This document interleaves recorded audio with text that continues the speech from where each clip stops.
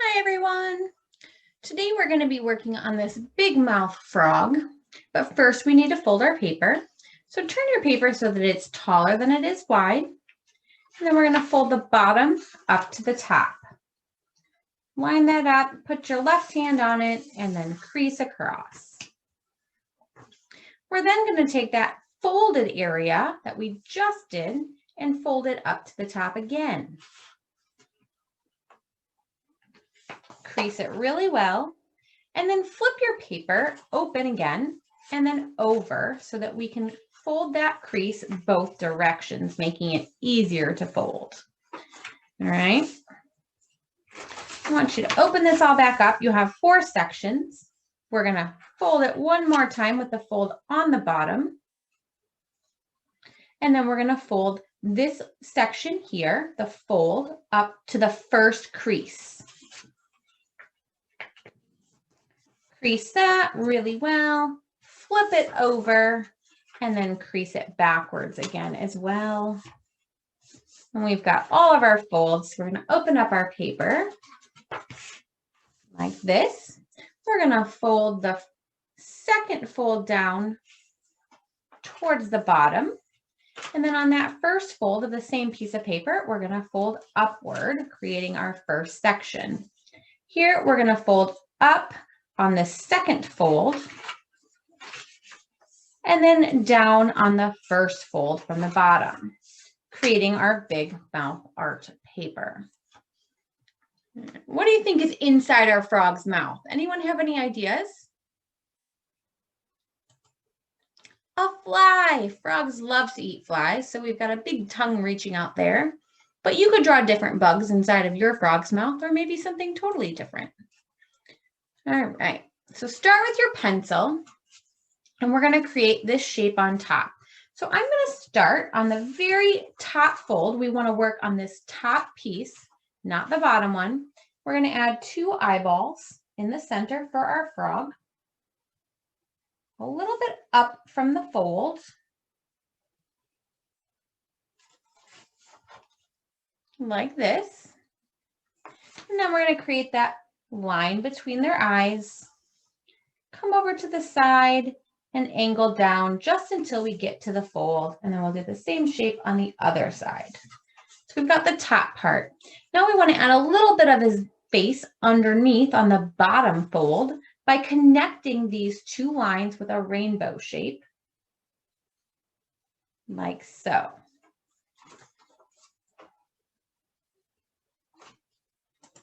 We're going to add 2 little nostrils between his eyes on the top fold. And then on the bottom fold, we're going to add his front legs. So we're going to start just to the left side of his left eye, and we're going to do a curved line down. It looks like a sideways rainbow. Then we're going to add 3 little toes down here. And we're going to go back up until we don't quite touch the bottom of his head. And we're going to repeat that on the other side. Go from the right side of his right eye and rainbow outward. Add those 3 little toes. And then bring that curved line up right next to his body, creating the second arm.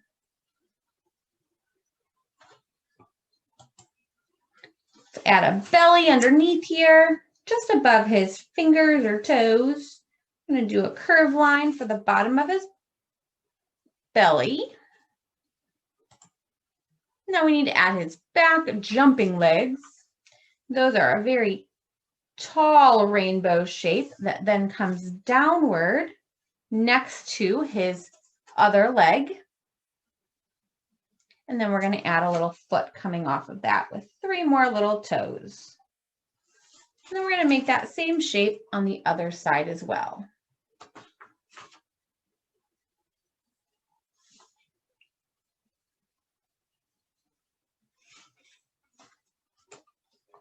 And your toes don't all have to look the same. Frogs are all different in nature. All right, we've got the outside of our picture done. Now we're going to open up our picture. And we're going to connect the top part of his face down to the bottom part of his face with a straight line. You could use a ruler if you felt like you wanted it super straight, I just use my pencil and connect them.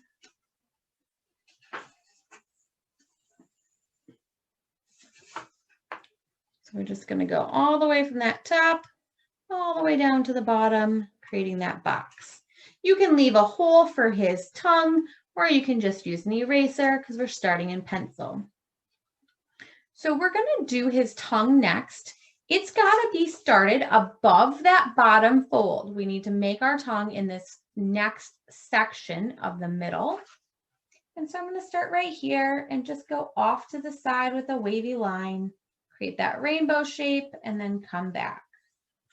Then I'm going to erase the line that's in between on the edge of his face because that tongue is going to be in front of his mouth.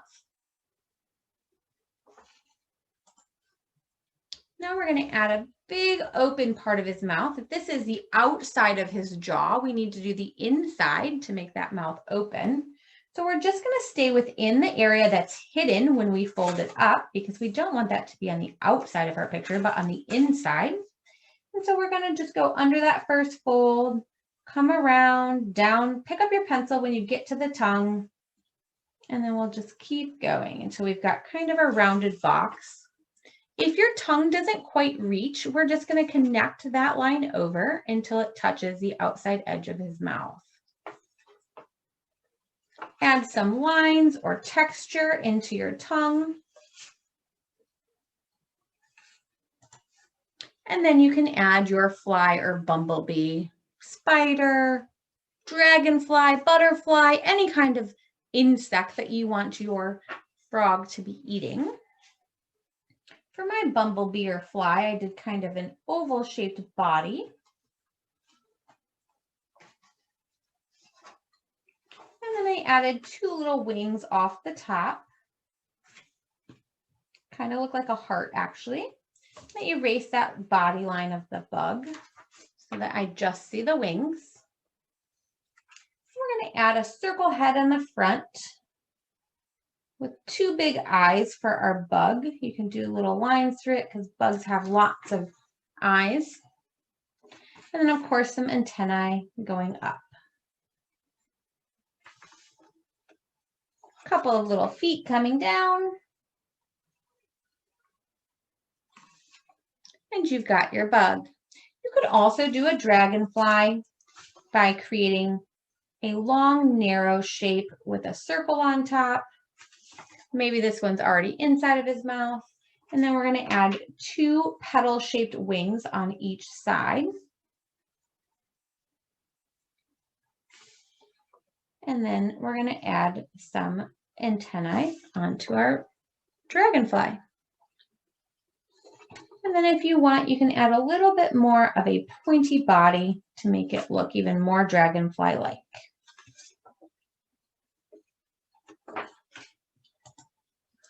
All right, and then I close out my picture again, and I'm going to add details like the lily pad in the water and the sun that he's sitting on.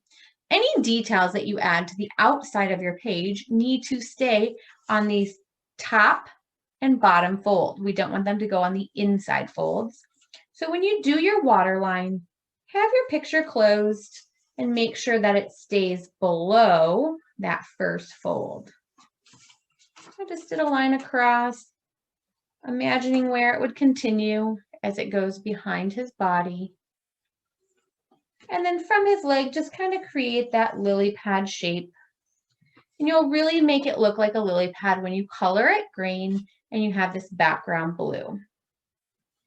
You can add any kind of sun or clouds up here. We just want to make sure that whatever you add stays on the top piece only, does not go down to the bottom or onto the inside. Maybe you want to have a little butterfly floating up here next to him. You can add anything up here. Just keep it on that top fold. And then we're going to take our black marker. I use a Sharpie, and we're going to outline all of our pencil marks. So we're just going to go right over the top of our pencil with our black marker to finish this picture before we color it. It's almost like we're creating our very own coloring page. And you'll see it just makes it look complete and finished.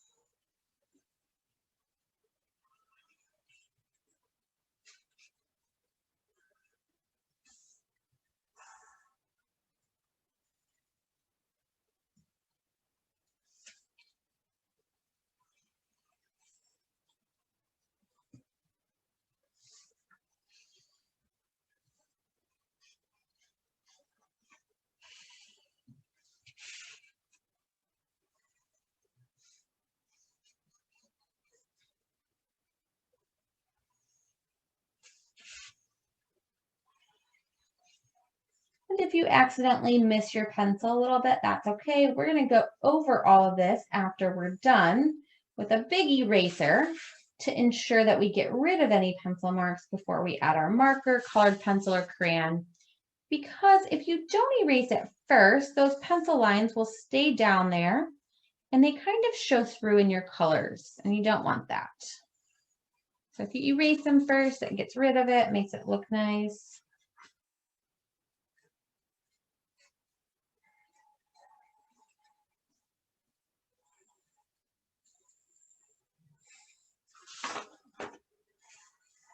Make these wings a little bigger. They felt a little small. I'll just erase that extra pencil line.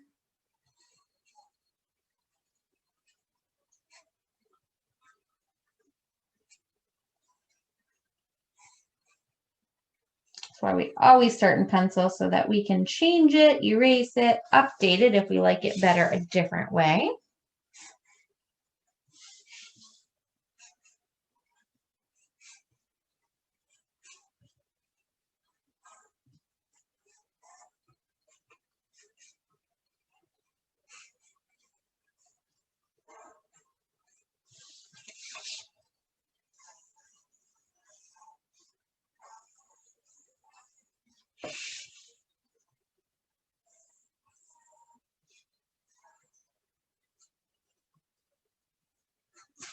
All right, once you get it all outlined, we're going to take our big eraser and we're just going to go over all of these spaces and get rid of any of the extra pencil lines that are left.